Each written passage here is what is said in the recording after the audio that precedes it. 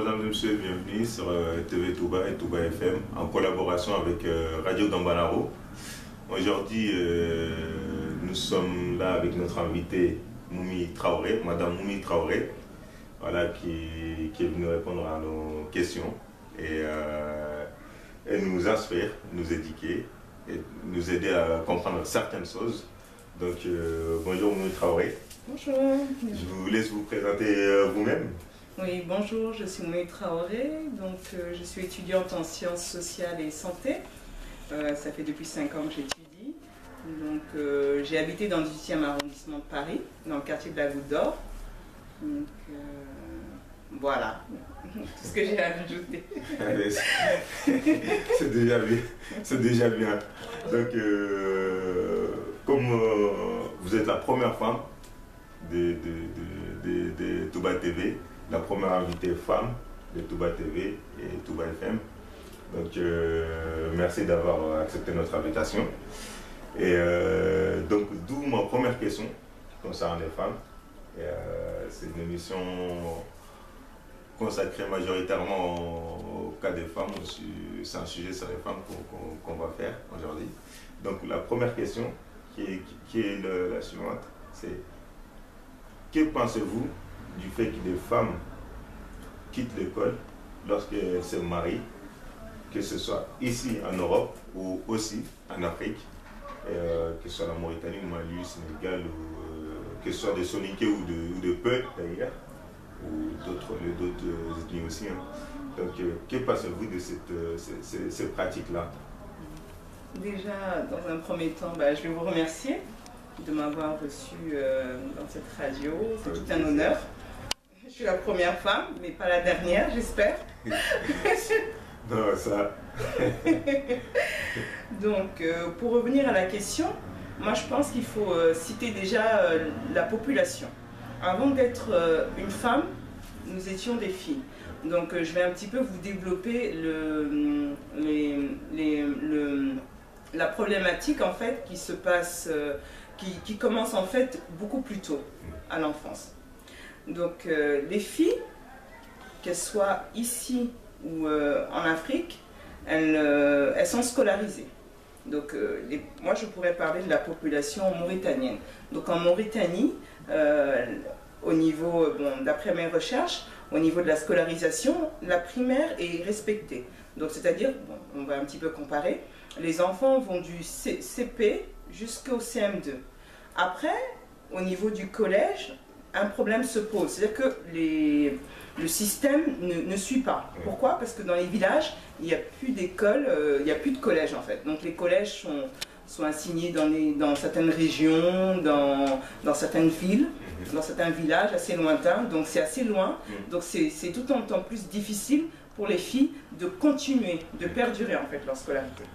Ça c'est dans un premier temps. Donc après on remarque que d'après les statistiques, les filles arrêtent plus en fait en primaire. Elles font leur cursus de primaire et après il y a un arrêt. Donc voilà. Et en Europe, les filles, au niveau scolaire, elles étudient au mieux, mais le problème vient à poser. Pourquoi? Parce qu'en étudiant, à un moment donné, les filles, jusqu'à un certain âge, il faut réellement les marier. Donc le problème qui s'est avéré, l'avenir des femmes, c'est le mariage. Donc à un moment donné, on va vous faire comprendre que vous pouvez étudier, mais le mariage est à venir. Ce problème-là, aussi, on le retrouve en Afrique. Donc à un moment donné, quand on étudie, les jeunes filles sont mariées très très tôt. Une jeune fille sur 2 est mariée à l'âge de 14 ans, d'après les statistiques. Et 3 jeunes filles sur 4 sont mariées à l'âge de 17 ans, entre 14 ans et 17 ans. Donc voilà, c'est d'autant plus, cette tranche d'âge-là, les filles se marient d'autant plus. Et en France ou en Europe, le mariage, en fait, quand on est mineur, il n'est pas autorisé. Donc on échappe un petit peu à cette stratégie-là. Oui. Donc les filles se marient à partir de l'âge de 18 ans, 20 ans. Mais cela dit, ils ne mènent pas non plus des études supérieures. Leur cursus s'arrête au bac. Ils s'arrêtent au bac, ou même avant. Ou même un peu avant, au BEP ou CAP. Donc, et ce que moi j'ai remarqué, c'est que c'est la même population, c'est-à-dire la population immigrée, surtout c'est les Soninké, parce que chez les Pelles ils sont un peu plus instruits, donc surtout c'est les Soninké, leurs filles, leurs enfants, c'est le même problème qui se pose en Afrique, c'est le même problème qui vient se poser ici en Europe, en Occident. Donc, à partir maximum jusqu'au bac, comme vous avez dit, le mariage. Mais comment se fait-il que ce même problème-là de l'Afrique vient se poser ici, en Europe aussi? Oui, parce qu'en fait, il y a les mêmes contraintes qui se posent. Bon, après en Afrique, je vais développer un petit peu les contraintes qu'on a en Afrique, surtout en Mauritanie. En Mauritanie, en fait, les contraintes sont dues, dans un premier temps,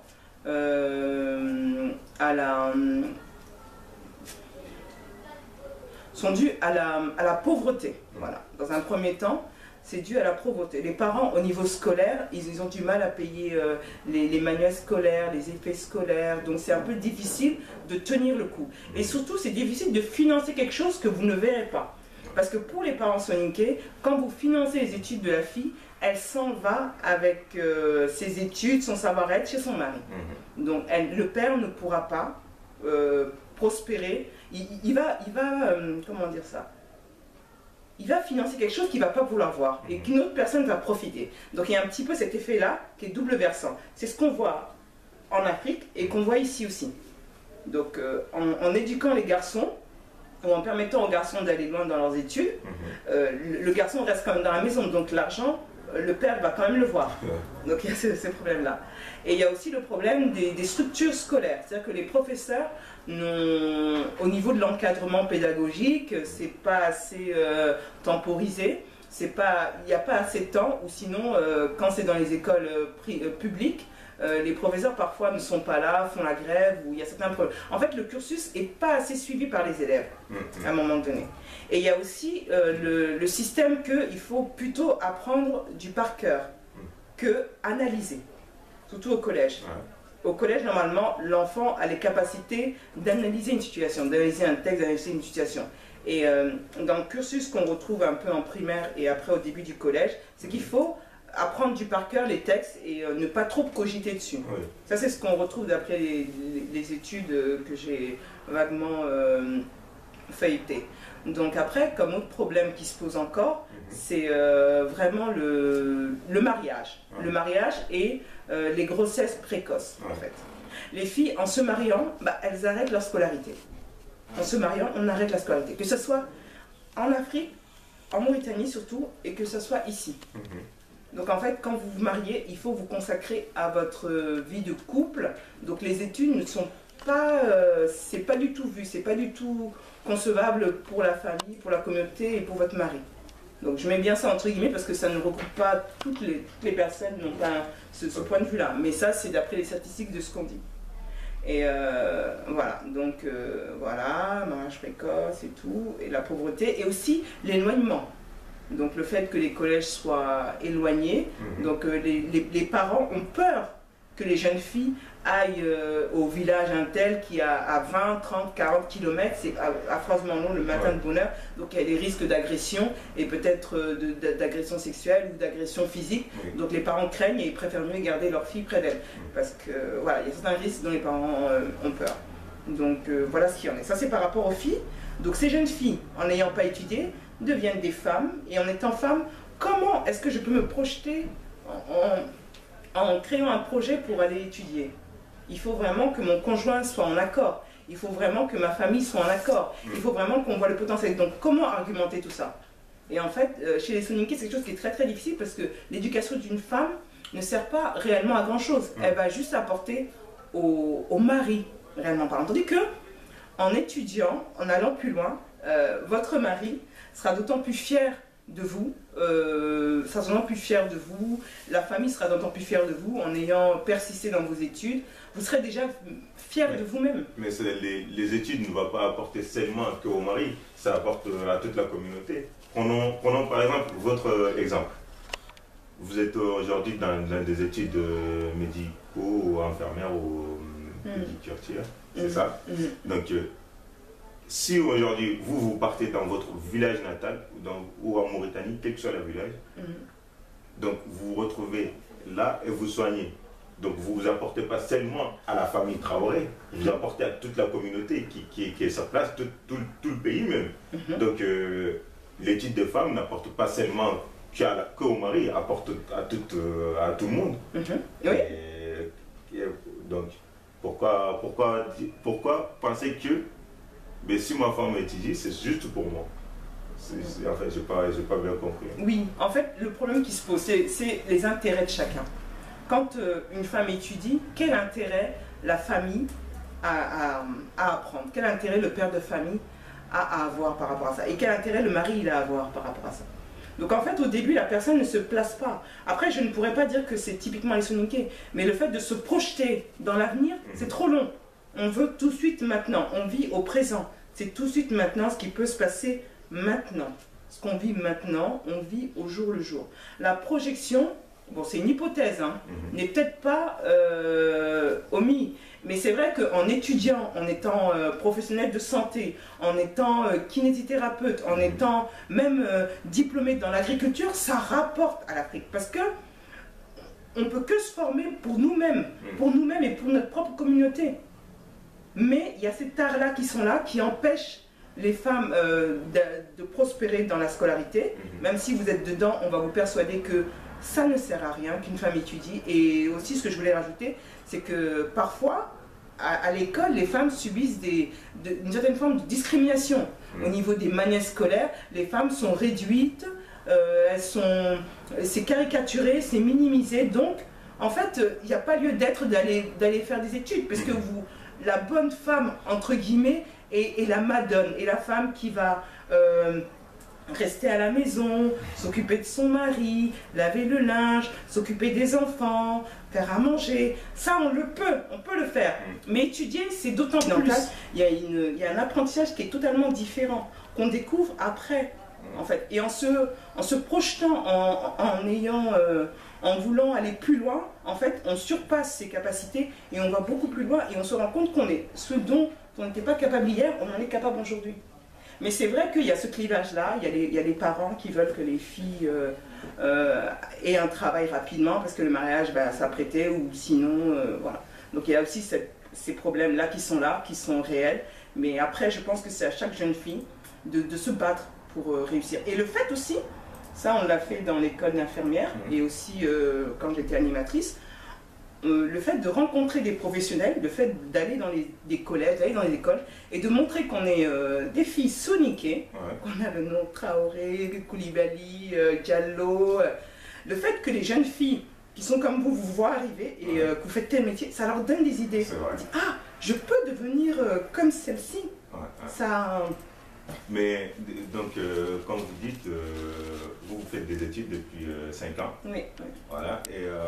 Les hommes soninké, parce que je mets tous les deux dans le même poteau, ne s'instruisent pas, la société soninké ne changera pas. Les problématiques que nous rencontrons, même au jour d'aujourd'hui, en 2017, ne changeront pas. Il faut absolument qu'il y ait un changement au niveau de la scolarisation et que les maris soutiennent leurs femmes.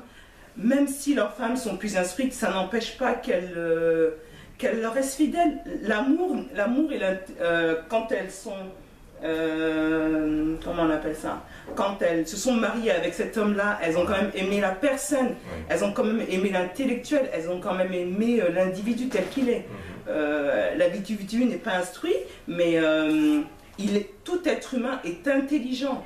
L'intelligence, c'est la capacité de s'adapter à une situation, de pouvoir trouver des solutions à certains problèmes. Il est là l'intelligence. L'intelligence, ça n'a rien à voir avec ce que j'ai appris par cœur à l'école pour avoir tel et tel diplôme. Il y a des personnes qui peuvent être hyper diplômées. J'en ai même rencontré des médecins qui ont plein de choses dans la tête, mais que quand il suffit de parler de la vie ou de résoudre des problèmes de la vie courante, eh ben non, là on voit personne. Donc voilà. Après, c'est pas pour critiquer mes collègues, mais on le voit. Donc voilà, moi je pense qu'il faut avoir une ouverture d'esprit et c'est vrai qu'à la maison ça pose problème, c'est vrai que de reprendre les études ça chamboule tout ça, c'est vrai qu'à un moment donné le mari perd un peu sa place, comment dirais-je, d'homme soninké, donc là il est obligé de pousser la poussette pour amener l'enfant à la crèche, obligé de mettre la main à la pâte un petit peu pour cuisiner quelques pâtes. Faire un petit peu le ménage, attendant que vous arrivez. Quand vous arrivez, vous êtes fatigué, vous avez encore les devoirs à faire, vous ne faites pas trop attention. C'est vrai que le fait de se former en tant qu'adulte, que ce soit l'homme ou la femme, ça peut diviser le couple. Il y a même des recherches scientifiques qui ont été prouvées, où on a prouvé que quand la femme ou l'homme faisaient des études, il y avait un risque à ce qu'à la fin des études, surtout quand les études étaient au-delà d'une année, hein, il y avait à 70% les gens se séparaient.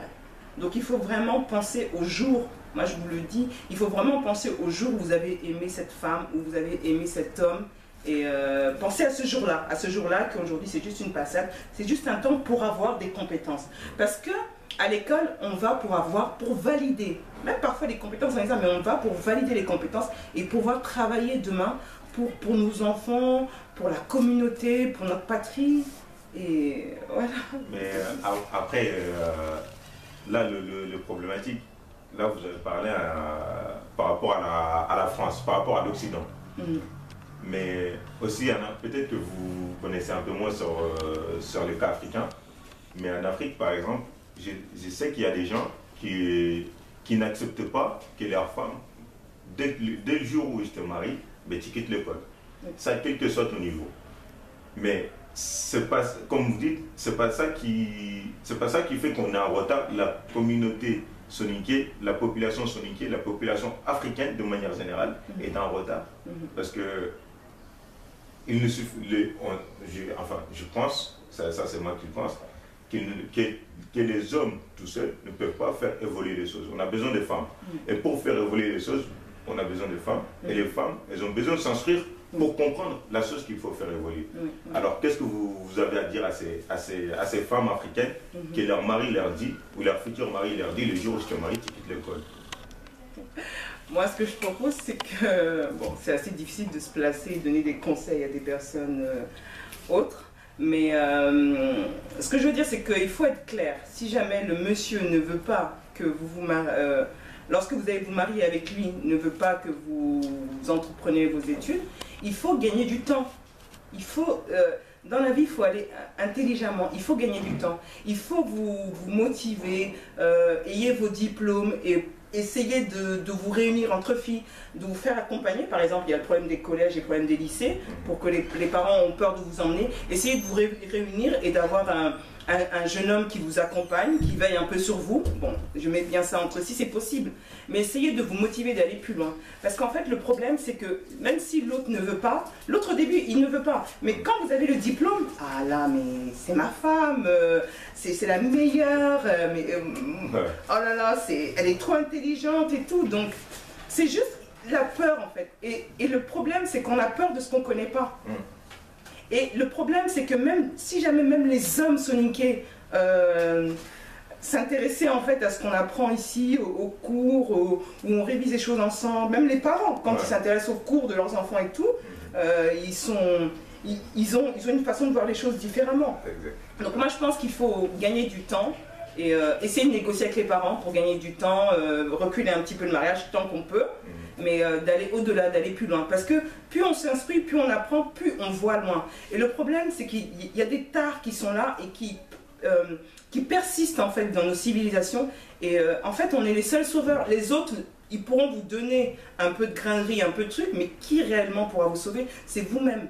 Et l'individu, il est capable de créer des choses, il est capable de se surpasser, il est capable d'évoluer. Donc moi, je pense qu'à ce niveau-là, il faut vraiment essayer de négocier. Bon, après, les hommes, je ne leur en veux pas pour leur posture. Je comprends totalement. Mais il faut aussi permettre à sa femme qui est intelligente, parce qu'il y a des individus qu'on rencontre, il y a des enfants qu'on voit, des tout petits, ou il y a des enfants qu'on voit au collège, que vous suivez, même quand j'avais fait de l'accompagnement scolaire, il y avait des enfants de primaire.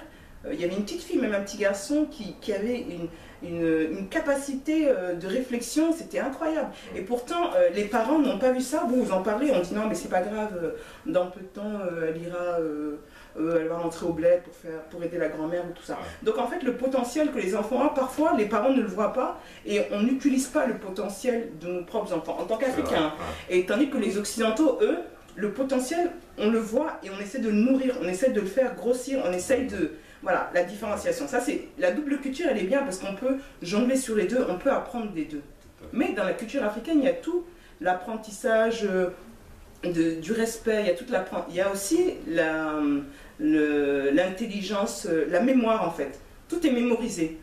Moi, j'arrive pas à mémoriser. Moi, je suis obligée d'écrire. Donc, il y a des personnes qui ont tout en tête et qui peuvent rembobiner la cassette et Ouais. vous dire que ça s'est passé, ça. Donc cette intelligence-là, africaine, malheureusement, moi j'en ai pas hérité, mais bon, voilà. Chacun ses avantages. Il y a des avantages à tout et il y a des inconvénients. Voilà, c'est ça. Je dirais ça comme ça.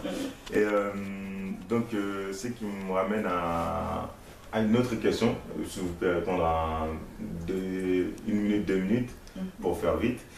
Quelle solution, aujourd'hui, vous, en tant que femme, vous pourrez proposer, ou vous avez en tête pour que toutes les femmes, que ce soit jeunes filles, femmes, que ce soit ici ou en Afrique, en Mauritanie en l'occurrence, Soninké ou autres, puissent profiter pour améliorer leur situation scolaire ou au point de vue de l'éducation? Moi, je pense sincèrement parlant qu'il faut s'ouvrir. Il faut ne pas rester tout seul. Il faut s'ouvrir, aller vers les gens, aller dans les associations soninké, aller dans les associations africaines, aller dans les associations à but non lucratif où il y a des choses à faire et rencontrer des gens qui pourront vous aider, à trouver une solution pas au problème, mais essayer de trouver des idées. Que ce soit en Afrique aussi. En Afrique aussi, il y a le système de parrainage qui marche. Le système de parrainage, le fait de parrainer une jeune fille qui est là-bas, de prendre des contacts via les réseaux sociaux, d'essayer de lancer un petit peu le programme, d'essayer d'aider moralement quelqu'un. Le fait d'avoir juste une oreille attentive, ça nous motive dans les projets que la personne serait éventuellement capable de faire. Après, c'est vrai qu'il faut que les associations qui sont ici en France aident réellement parlant les populations africaines au niveau de l'instruction. Et que ça ne soit pas que de la parlotte, qu'on aide réellement parlant et qu'on vienne aider les personnes en accompagnement scolaire, qu'on donne de son temps. Ça ne coûte rien, ça peut être juste un week-end au lieu d'aller faire les courses, faire le shopping et tout. Ça ne donne rien d'aider un enfant en accompagnement scolaire et de le remotiver, de montrer qu'il y a des personnes. Et aussi en Afrique aussi, d'aller là-bas, pas de délapider, bon je mets bien ça entre guillemets, de délapider l'argent et tout, mais de mettre l'argent, délapider l'argent en donnant ça à tout le monde pour se faire bien voir. L'argent, mettez-le dans du matériel, dans des chaises, dans des manuels scolaires. Il y a tout ça, il y a la grammaire, il y a des niveaux parfois français. Très faible. Très faible. Les gens communiquent avec vous, mais c'est très faible. Et c'est triste à voir ça parce que en fait, c'est dans la parlotte, mais dans les actions, les gens n'agissent pas. Bon, peut-être ceux qui agissent, merci beaucoup pour vous. Mais on aimerait que les personnes se donnent plus de souhaits pour la jeunesse à venir. Donc voilà. Mais parlant de jeunesse à venir, vous êtes toujours sur TV Touba et Touba FM en collaboration avec Radio Gambanaru. Parlant de jeunesse à venir, mais je sais que vous faites partie de quelques mouvements à but social et associatif, dont vous êtes engagé dans Gambanaru. Donc je sais aussi qu'il y a beaucoup de femmes qui sont engagées dans Gambanaru, mais malheureusement il y a beaucoup de femmes aussi que leurs hommes sont engagés dans Gambanaru, mais que leurs femmes ne sont pas, parce qu'ils ne veulent pas que leurs femmes soient engagées. Il y a des femmes telles que Aminata Kone, Awa Traoré, Djagli, Djonkunda Doukouré, Asseta Amoura, Dali Diallo, Bata Magassa, j'en passe, Sera Koulibaly, Memouna Traoré, Bo Diakité et Bonko Diallo. Donc il y a des femmes dans Gambanaru. Donc le peuple de Gambanaru est reconnaissant envers ces femmes-là, je pense, parce que vous occupez une place importante. Mais comment vous pouvez expliquer qu'il y a des femmes qui sont là, que leurs hommes soient engagés dans Gambanaru, mais qu'ils ne veulent pas que leurs femmes soient dans Gambanaru? Qu'est-ce que vous en dites de ça? Je pense que les hommes, ils ont peur un petit peu que leurs femmes rentrent dans Gambanaru, qu'elles soient un petit peu militantes, ils ont peur aussi qu'elles soient soudoyées, qu'elles soient pas soudoyées, mais qu'elles soient draguées ou qu'il y ait des choses, bon je mets bien ça entre guillemets, hein, mais qu'il y ait des choses qui se passent à l'encontre de leur couple en fait. Voilà, il y a cette première chose-là. Et la deuxième chose, c'est qu'il y a toujours l'accord, le fait de rentrer dans une association, il faut toujours l'accord mutuel dans le couple. Donc quand l'autre ne veut pas, Et il a ses raisons. Donc après, je pense que les hommes, ils ont leurs propres raisons. Moi, je peux juste faire des suggestions, mais je pense qu'il y a ces craintes-là qui sont là.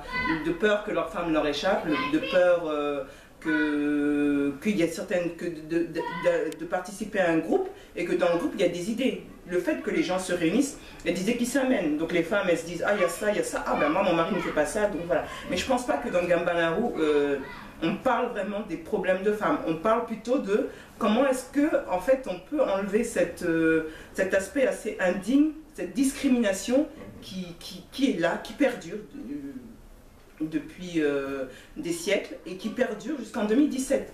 Et c'est des choses qui nous touchent tous, qui touchent chaque maman qui est en France, chaque maman qui est en Afrique, chaque maman qui est en Europe. C'est quoi cette discrimination? Vous parlez de quelle discrimination? La discrimination au niveau des castres. Au niveau des castres, c'est-à-dire que il y a certaines personnes qui considèrent certains individus comme des esclaves et qui depuis un certain temps, selon les histoires, depuis les temps des grandes chasseresses, quand les populations ont immigré, et ben, quand vous avez immigré dans une autre région, et ben, vous êtes considéré en tant que personne non libre. Donc les personnes non libres sont des personnes esclaves. Et vous êtes au rang au plus inférieur des inférieurs. Et ça, c'est quelque chose de terrible. Quand on découvre ça en France, on se dit... Pourtant, Gambalaru, le fait de rentrer dedans, c'est vraiment quelque chose qui m'a éveillée. Parce que on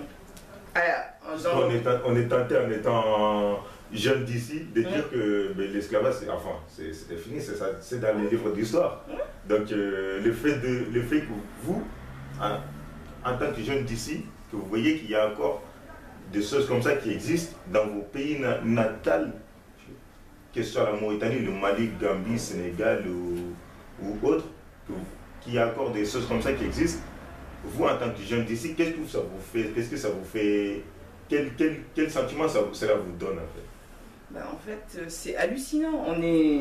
C'est hallucinant. On se dit que c'est pas possible qu'en 2017, qu'il y ait des individus qui pourtant dans beaucoup de pays africains, surtout, bon, moi je veux parler de la Mauritanie, en 81, il y a eu quand même, c'est quand même le dernier pays où il y a eu l'abolition de l'esclavage. Moi, je l'ai quand même appris quand j'étais au lycée, et mon professeur avait très honte de nous dire, mais je lui ai dit que c'était pas... l'information devait se donner à tout individu. Donc l'information était donnée à un groupe, pas à notre groupe à nous. On est divisé en deux groupes, il y a un groupe qui a reçu l'information, l'autre groupe n'a pas reçu. Le groupe où moi j'étais, j'ai pas reçu l'information. Pourquoi? En étant mauritanienne, je n'ai pas provoqué l'esclavage. Donc pourquoi avoir honte de certaines choses? Mais par contre, aujourd'hui, c'est une honte. C'est une honte, c'est une tare de savoir qu'il y a des individus qui se disent qu'ils se sont supérieurs à d'autres. Mais pour quelles raisons? Et pourquoi? Et comment? Et le problème, c'est pas l'esclavage en lui-même. Le problème, c'est les séquelles. Et c'est toutes ces choses-là qui restent. Parce qu'au début, quand les gens vont vous parler, ils vont vous dire, mais non, mais c'est juste de la dalema rougnani, fofeti, non, au coup, ah non, au compte kekono, comment il faut. Excusez-moi, hein, je parle en sonique. Parce que c'est dans le dialecte, et c'est vraiment les mots, les gens utilisent vraiment ce terme-là. Pour ceux qui ne savent pas, c'est des mots très forts, très forts, blessants, qui diminuent la nature humaine en soi. Donc ça peut amener à une certaine émotion. Donc c'est tout à fait compréhensible. Je vous laisse continuer. Et bon voilà, c'est hallucinant parce qu'à l'école, on a appris l'esclavage, le commerce transatlantique avec l'Amérique, l'Europe, l'Afrique. Et à un moment donné, on se dit, mais tout ça c'est terminé, les gens se battent pour, en France aussi on se bat pour la reconnaissance de l'esclavage et tout ça. Et à un moment donné, on se rend compte qu'en Mauritanie, chez nous, il y a encore ce type de culture-là. Parce que le problème, c'est que c'est pas juste le nom, c'est qu'il y a la culture qui est dedans, il y a les mœurs qui est dedans, il y a des pratiques qui sont dedans, et c'est fait de... c'est pratiqué assez subtilement, en fait. Les choses, quand vous êtes en France, vous ne comprenez pas, c'est assez subtil. Et petit à petit, en grandissant, vous vous rendez compte qu'en fait, vous n'êtes pas comme les autres. Et que malgré que vous montez des échelons, et ben on vous dit non. Au début, vous pensez que parce que vous êtes femme, donc peut-être c'est par rapport à ça, mais en fait, à la longue, non, c'est pas ça. C'est parce qu'il y a cet art-là, il y a cette chose-là, que nos aïeuls ont essayé d'enlever, mais comme ils étaient, comme les actions étaient faites de façon individuelle, donc ça n'avait pas de force. Aujourd'hui, Gambanaro a permis aux gens de se réunir et de dire je ne suis pas tout seul à dire que je ne suis plus d'accord sur cette façon de traiter les individus. Et je veux absolument garder ma dignité. Parce que la dignité, on l'a depuis la naissance. Exact. Mais depuis la naissance, on vous l'enlève. On vous l'enlève quand vous avez votre baptême. Vous êtes toujours sur TV Touba et Touba FM en collaboration avec Radio Gambanaro et notre invité Moumi Traoré. Et Moumi, la question que j'aimerais vous poser, c'est le problème que ça peut ramener dans un foyer, dans un couple, le fait que la femme veuille s'instruire ou la femme soit instruite vis-à-vis de son mari ou vis-à-vis de sa famille. Quel problème cela peut mener? Donc là, il y a deux versants. Il y a le fait de marier une femme instruite. La femme est instruite. Oui. Donc moi, je pense que le couple, quand la femme est instruite, de part et d'autre, l'homme sait que sa femme est instruite. Et une femme instruite, elle se projette encore dans plus d'instructions. Donc après, ce qui va se passer, c'est que où votre mari va essayer de potentialiser ça, va essayer de dire vas-y, tu peux arriver, il va essayer de vous motiver pour que vous ayez au-delà de vos capacités, ou sinon vous avez une personne qui va vous réfréner. Donc là, il va vous réfréner, vous ralentir, vous séquestrer dans la condition primaire dans laquelle vous êtes. Donc il y a ça comme problématique que je vois. Mais ce comportement-là, en fait, il est dû peut-être à un complexe, là je fais juste des suppositions, peut-être à un complexe, ou peut-être à une crainte à ce que sa femme lui échappe, parce que le fait d'être instruit, où va-t-elle aller? Que va-t-elle faire? Qu'est-ce que moi, en tant qu'homme non instruit, je vais aller? Tandis que quand la femme s'instruit, l'homme aussi s'instruit. Exact. Il y a des couples où ils font le choix, les couples en Europe, hein. Après les couples africains, j'ai pas d'exemple, où un espèce de contrat est mis entre l'un et l'autre, où la femme commence à s'instruire, elle va à l'école et tout, elle continue ses études, elle fait ce qu'elle a à faire, après elle fait des enfants en attendant, l'homme travaille, s'occupe des enfants et tout, dès qu'elle a terminé, l'homme prend la relève, il va s'instruire, il va à l'école, faire de l'ingénierie et tout ça, tout le monde se développe, s'instruit et peut-être va construire, faire des projets en Afrique ou faire des projets ici, acheter des maisons, donc voilà. Mais la peur que je pense l'homme a, l'homme qui réfrène sa femme et qui ne veut pas que sa femme, qui est instruite ou pas instruite, mais qui veut s'instruire, c'est la peur que cette femme-là lui échappe, la peur de l'inconnu, qu'est-ce qu'elle va connaître, et aussi la peur de paraître devant les autres. Parce qu'en tant qu'homme soninké, il n'a plus son grade. Le grade d'homme soninké, il ne l'a plus. C'est plus l'homme qui sait tout. Peut-être qu'il se dit qu'il ne sait rien. Ça, je ne sais pas, c'est juste des suppositions. Et à un moment donné, quand la femme va aller à l'école, va s'instruire, il faudra diviser peut-être les tâches. Et le fait d'aller de pousser une poussette, c'est quand même assez difficile pour certaines personnes. De faire des pâtes ou de faire des steaks, c'est quand même assez difficile. De coucher un peu les enfants un peu plus tôt parce que madame est en train de faire les devoirs et tout. Pour certaines personnes, c'est quelque chose d'hallucinant. Je ne suis plus un homme, je n'ai plus mon rôle. Mon rôle n'est plus d'être. Donc là, qu'est-ce que je suis? On m'efféminise d'une certaine manière. Les hommes le disent comme ça, on m'efféminise et ça ne se fait pas. Donc à un moment donné, il faut briser ça, et à ce moment-là, vous avez des femmes qui vont commencer des études et qui vont arrêter par stress, par menace, parce qu'il y a aussi, les études l'ont dit, à un moment donné, quand un individu étudie, il évolue, il change. Donc on ne retrouve plus l'individu qu'on a connu à l'époque, la personne évolue, elle change. Et nous-mêmes, nous évoluons. Voilà. Donc c'est pour ça que les statistiques disent que les couples où les gens entreprennent des études doivent se soutenir, se maintenir. Parce qu'il y a un risque à 70% que les personnes se séparent à ce moment-là. Parce que c'est vraiment une période de stress, de stress très intense. Parce que là, on vous demande des capacités, mais phénoménales. Et le jour où vous y arrivez et que vous êtes diplômé, et ben là, monsieur vous dira, bah oui, bah, c'est ma femme, hein, bah oui, hein, bah... Et après, ce qu'il en est. Donc moi, je pense qu'il y a ce versant-là. Et je pense qu'il y a aussi le versant que les femmes qu'on ne motive pas à la scolarisation, ou les femmes qu'on ne motive pas à aller plus loin, ou les femmes même illettrées qu'on ne veut pas qu'elles fassent des cours d'alphabétisation, qu'elles s'instruisent, ou même des cours coraniques. Ouais. Je mets bien ça entre même des cours coraniques. Il y a certaines personnes qui ne vous autoriseront pas à le faire. Parce qu'à ce moment-là, vous changez. Vous changez, vous apprenez, vous vous épanouissez. Vous êtes plus sous la coupe de votre homme. Pourtant, avoir une personne, je ne sais pas, moi j'aimerais pas avoir une personne sous ma coupe ou que je sois sous la coupe de quelqu'un. Parce qu'on perd de l'essence. Et en fait, on ne permet pas à la personne d'être libre et de vivre un peu en tant qu'individu, en fait, je pense. Donc voilà mon point de vue. La circoncision pour les garçons. On vous enlève quand vous vous mariez en tant que fille. On vous enlève quand vous faites votre baptême, le baptême de votre enfant. Et surtout le mariage. Même à la mort, dans certains cas. Même à la mort. Ça change parce qu'on sait très bien que, étant africain et étant soninké aussi, je peux dire aussi peu, moi j'assume complètement. Et je sais aussi que, juste pour vous compléter, que dans certains cas, ben, les soi-disant nobles ne sont pas enterrés dans les mêmes cimetières que les soi-disant esclaves. Ou même leurs cadavres ne rentrent pas par la même porte. Donc c'est quelque chose de très loin. C'est-à-dire même au niveau de la mort, ça joue aussi. C'est juste pour vous compléter, excusez-moi. Donc c'est triste, comme je disais. Et, je peux comprendre l'émotion que ça peut mener. Et, voilà.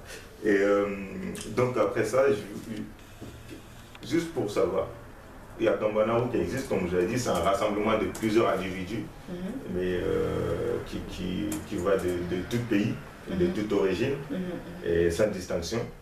Donc, mais qu'est-ce que Gambanaru propose aujourd'hui comme action ou comme solution pour sensibiliser les gens, pour sensibiliser la population soninké ou africaine, que ce soit d'ici ou de l'Afrique?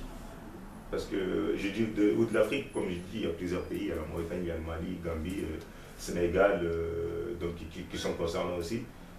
Et ici aussi, nous sommes concernés parce que nous voyons via nos entourages qu'en fait ça existe aussi, même ici avec les gens d'ici. Qu'est-ce que Gambanaru met en place, ou va mettre en place, ou peut mettre en place pour mener à une sensibilisation, à une compréhension de ce fléau-là? En fait, Gambanaru, merci beaucoup pour la question.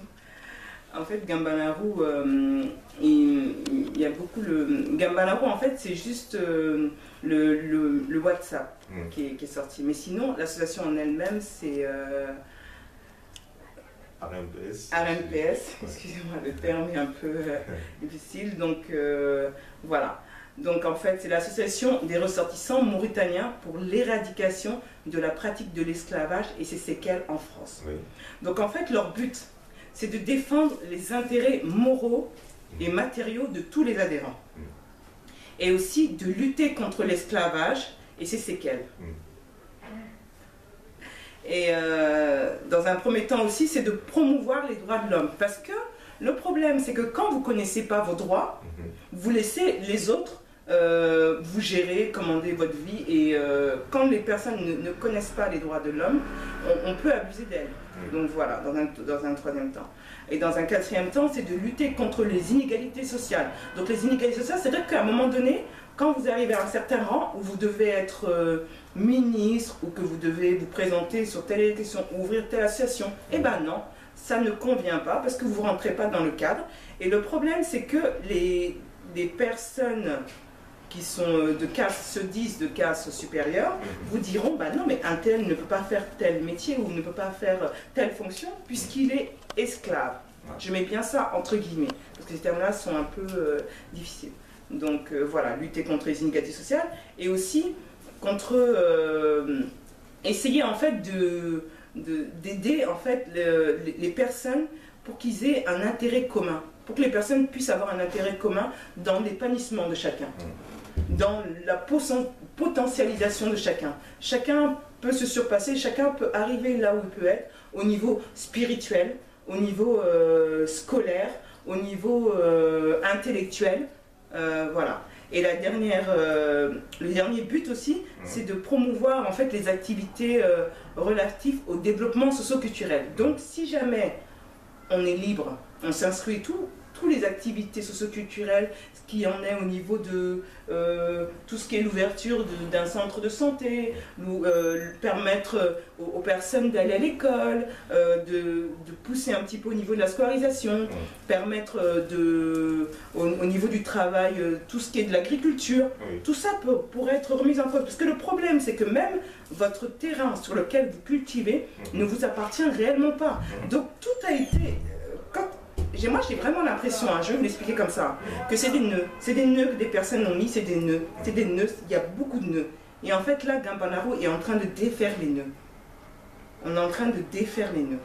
Et en défaisant les nœuds, les individus aujourd'hui, on risque d'avoir des représailles, d'avoir de mauvaises ententes. On risque d'avoir des mécontentements, mais je pense qu'en tant qu'individu, il faut se battre pour ses droits. Ça, j'en suis hautement convaincu. Il faut se battre pour ses droits, soi-même. Personne ne pourra se battre à votre place. Exact. Personne ne pourra se battre à ma place. Exact. Donc aujourd'hui, il faut absolument se battre pour ses propres droits, en tant qu'individu. Donc, toujours sur TV Touba et Touba FM, en collaboration avec Radio Gambanaro. Donc, je pense que le temps ne le permet plus. Ça fait déjà pas mal de temps qu'on est ensemble. Donc, pour finir, je voulais juste un petit dernier mot, c'est que vous voulez rajouter pour nos auditeurs, par rapport à votre combat, par rapport à vos objectifs, par rapport à vous-même, si vous avez quelque chose à dire. Et les femmes étaient dans les usines. Exact. Donc voilà, ça c'est vraiment un bel exemple pour vraiment dire que les choses, il faut partager, il faut diviser, il faut s'ouvrir. Voilà ce que j'ai à dire. Merci beaucoup, mesdames et messieurs. Merci. Donc merci beaucoup, Moui Traoré, d'avoir accepté notre invitation et d'avoir répondu à nos questions ce jour. Donc c'était un plaisir et on vous a bien écouté, on vous a compris, c'est un enseignement pour moi et j'espère que ça a été un enseignement pour vous aussi et que vous avez bien appris et que ça vous a instruit. Et comme Moui Traoré a dit, voilà, en éduquant une femme, on éduque toute une population parce que c'est la femme qui sera là pour éduquer les enfants, c'est la femme qui est là pour s'occuper de la maison. Et d'autant plus que chez nous, en Afrique, chez nous, et que ce soit même aux Antilles, c'est les femmes qui restent. Nous, les hommes, nous partons. Nous partons chercher, certes, pour eux, pour la famille aussi, mais c'est elles qui sont là pour éduquer les enfants. Donc, si nos femmes ne sont pas éduquées, nos enfants ne seront pas éduqués. Si nos enfants ne sont pas éduqués, ben nous recommençons le même cycle. Donc, cycle aussi, vous dire que l'éducation, c'est super important. L'éducation des femmes, c'est important. Et c'est quelque chose qui me tient à cœur, c'est pour ça que je me permets de m'exprimer aussi. Donc, laissons nos femmes s'éduquer, éduquons nos femmes, laissons nos filles s'éduquer. Et pour vous dire que le combat continue. Et l'éducation, c'est la seule chose qui peut mener à la victoire. Donc, je vous remercie de votre écoute. Je vous remercie d'avoir passé ce temps avec nous. Et je vous souhaite une très belle journée et à la prochaine.